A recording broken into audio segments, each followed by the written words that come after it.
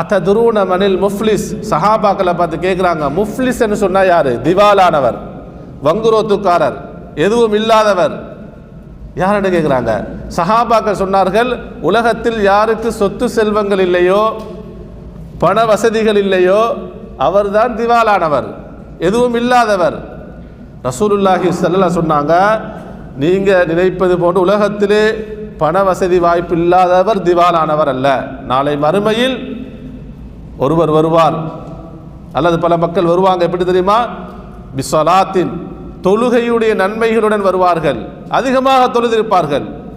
அதே போன்று வசியாமின், அதிகமாக நோன்பு நோட்டிருப்பார்கள், நோன்புடைய நன்மையுடன் வருவார்கள். வஸகாத்தின், ஜகாத்து சதக்காவுடைய நன்மைகளுடன் வருவார்கள். ஆனால் இவ்வளோ நன்மையோட வந்து எங்கே போகணும் சொல்லுங்க சொல்லுங்க? அவர் சொர்க்கத்துக்கு தான் போகணும்.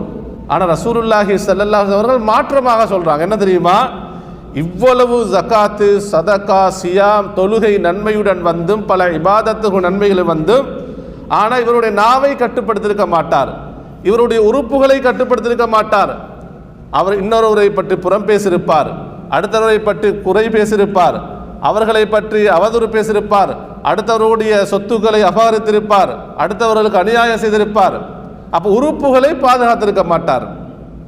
அதனால என்ன செய்யப்படுமா? இவரால் பாதிக்கப்பட்டவர்கள், இவருடைய பேச்சுக்களால் பாதிக்கப்பட்டவர்கள், இவருடைய நடத்தைகளால் பாதிக்கப்பட்டவர்கள், இவருடைய செயல்களால் பாதிக்கப்பட்டவர்கள் எல்லாம் வந்து அல்லாஹ்ட்ட வந்து நிற்பாங்க. யா அல்லாஹ், என்னை பற்றி இவர் புறம் பேசிட்டாரு, என்னை பற்றி இவர் அவதூறு பேசிட்டாரு, எனக்கு இவர் அநியாயம் செஞ்சிட்டாரு, என்னுடைய சொத்துக்கள் இவர் அபகரிச்சிட்டாரு, இவரை சொர்க்கத்துக்கு அனுப்பிடாத.